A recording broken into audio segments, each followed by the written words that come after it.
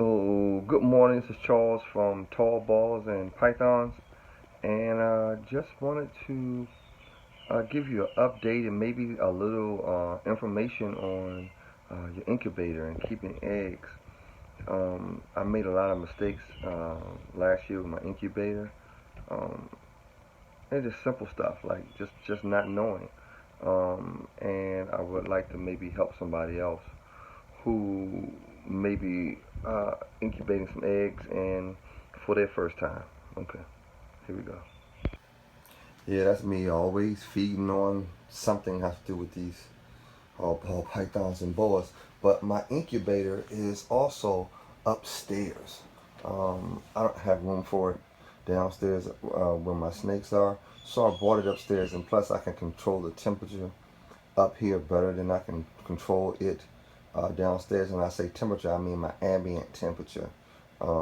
It means a lot too to my incubator and keeping the temperature correct inside. So I keep my ambient temperature probably at 79, 80 in my room.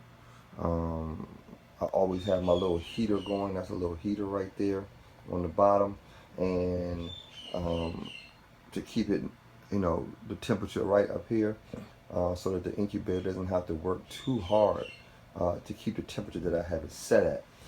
Uh, Last year I made a mistake, and I wasn't.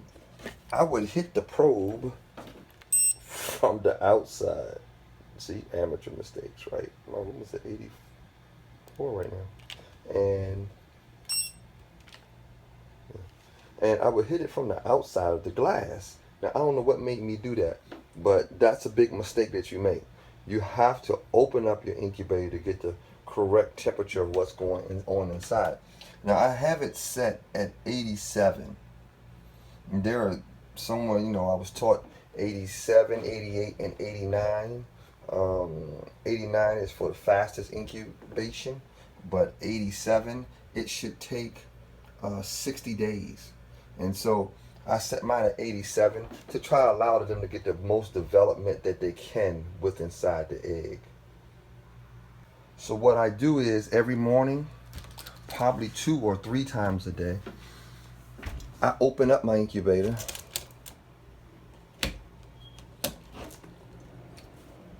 and as you see, I only got that one clutch that we had, and I hit that temp. You see that's it? Because I know my incubator now is always 2 degrees higher than what I set it. Always. And I don't know why it's like that, but just the way it is. And so I actually pull the eggs out because that's the temperature going on inside the incubator. What's going on? See that?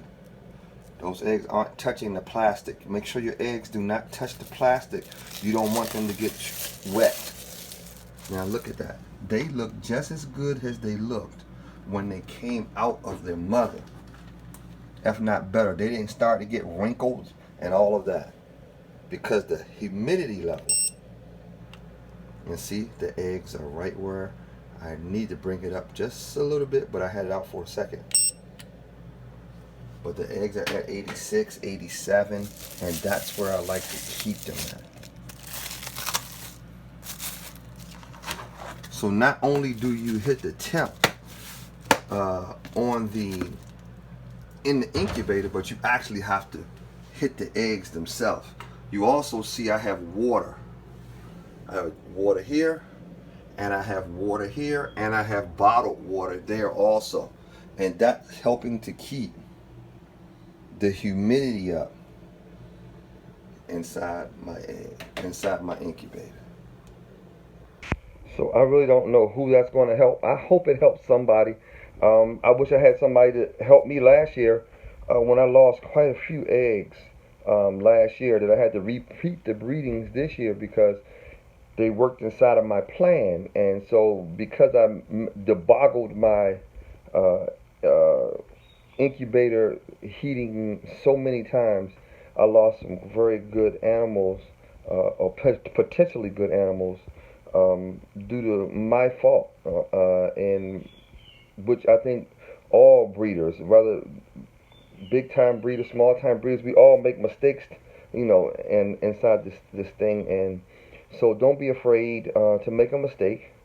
Hopefully, some of the videos that I make will help you in overcoming some of the mistakes that I made, so that you don't have to make the same mistakes. Again, this is Charles from Tall Ball Pythons and Boas. Have a great day.